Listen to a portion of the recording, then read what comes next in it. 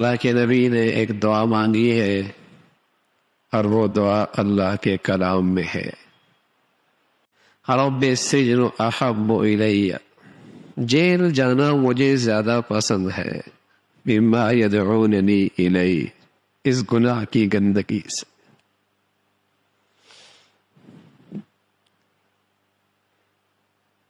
ایسی گناہ سے نفرت، ایسی اس کی برائی اور اس کے پیچھے تباہی اور بربادی کا یقین،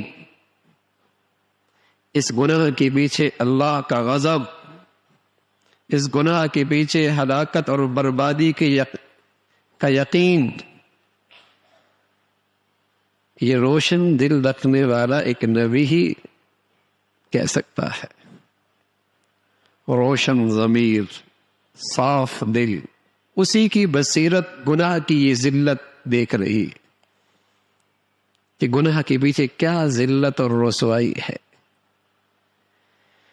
کہنے لگے رب السجن احب الی مما یدعوننی الی، اے اللہ اس گناہ سے بچا لے، اگر اس کی خاطر مجھے جیل جانا پڑے تو مجھے یہ پسند ہے، جیل جانا مجھے زیادہ پسند ہے. تاریخ کوٹری، اور یہ بھی کوئی نہیں پتا کب تک یہ قید و بند کی صحبتیں برداشت کرنی پڑیں گی.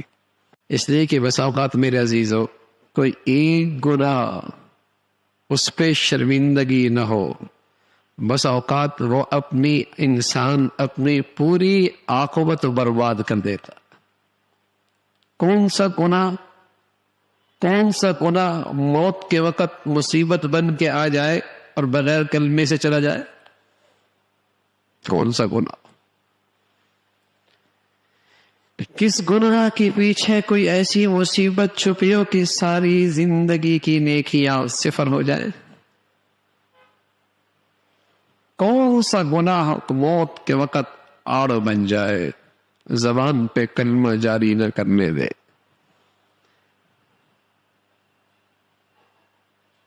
زبان پر اس گناہ کا اثر ظاہر ہو جائے. کون سا گناہ؟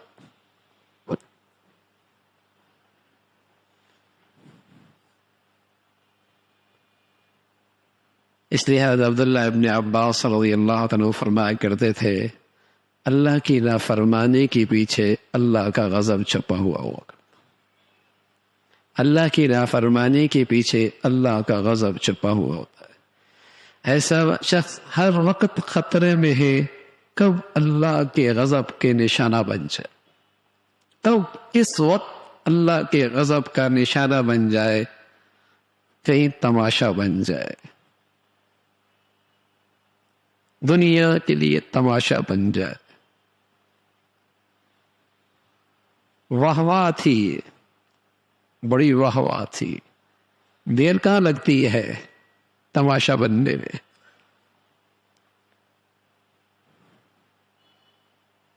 اوپر سے نیچے آنے میں اللہ کے لیے کوئی لمبے چوڑے فوج کی ضرورت کوئی نہیں، بس اس کا تو طے کرنا ہے.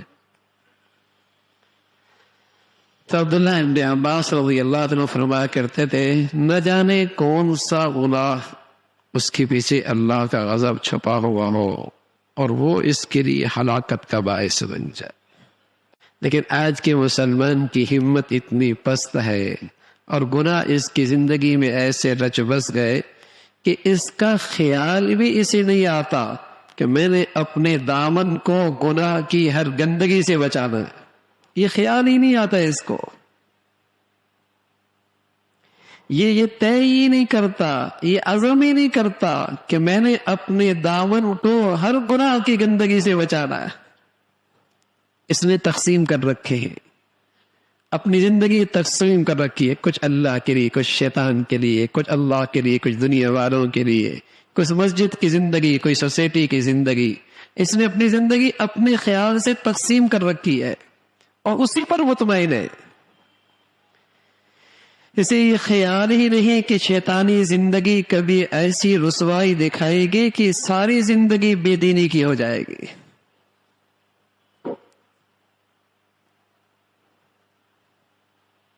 سارے نتیجہ صفر ہو جائے. اس لیے کہ ہر گناہ کے پیچھے اللہ کا غضب چھپا ہے. اگر ہم نے اسے اپنی زندگی کا حصہ بنا لیا اور ایسی گناہوں کی ظلمت نے مت ماری کہ ہم نے گناہوں کی زندگی کو اپنی تجارت کا سہارا بنا لیا، گناہوں کی زندگی کو اپنی معیشت کا سہارا بنا لیا، گناہوں کی زندگی کو اپنے اسٹیٹس کا سہارا بنا لیا، ہم نے گناہوں کی زندگی کو اپنی ترقی کا سہارا بنا لیا، ایسی گناہوں کی ظلمت نے مت ماری جو بربادی کا سامان ہے، آج ہم نے اسے اپنی فلاح کا سامان بنا دیا۔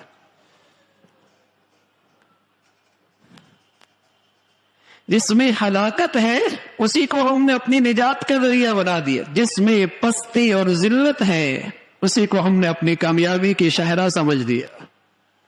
ایسی گناہوں کی ظلمت نے مت ماری ہے، اللہ کی نافرمانی بہت بڑی احسان فراموشی ہے۔ کب تک گناہوں کی آگ میں جلتے رہیں گے میرے عزیزو؟ اس آگ کی تپش اس دنیا میں کم ہے، قسم خدا کی موت کی کڑواہٹ اس تپش سے بھی گناہگار کے لیے زیادہ ہے، اور قبر کی بربادی اس سے زیادہ ہے، اور کل کی آگ نار اللہ الموقدہ التی تطلع الافئدہ، وہ اللہ کی آگ ہے، وہ صرف جسموں تک بس نہیں ہوگی، وہ دلوں تک بھی چھو جائے گی، دلوں تک بھی وہ آگ پہنچ جائے گی۔ دنیا کی آگیں مٹی ڈالنے سے، پانی ڈالنے سے بجھ جایا کرتی ہے، وہ اللہ کی سلگائی آگ ہے، وہ نہیں بجھے گی۔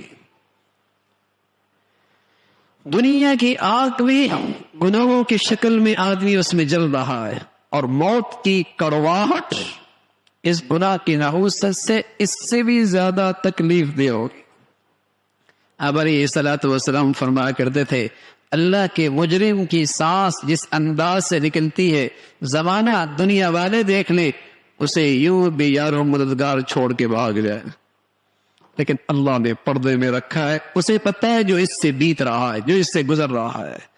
پھر مثال دی، فرمایا باریک سا کپڑا، دوپٹہ اگر جھاڑیوں میں الجھ جائے اور پھر اسے کھینچ کر نکالا جائے، جیسے وہ دوپٹہ تار تار ہو جاتا ہے، ایسی جب اس کی روح نکلتی تو جسم اس کے ٹکڑے ٹکڑے تار تار ہو جاتا۔ اللہ حفاظت فرمائے، اللہ محفوظ فرمائے۔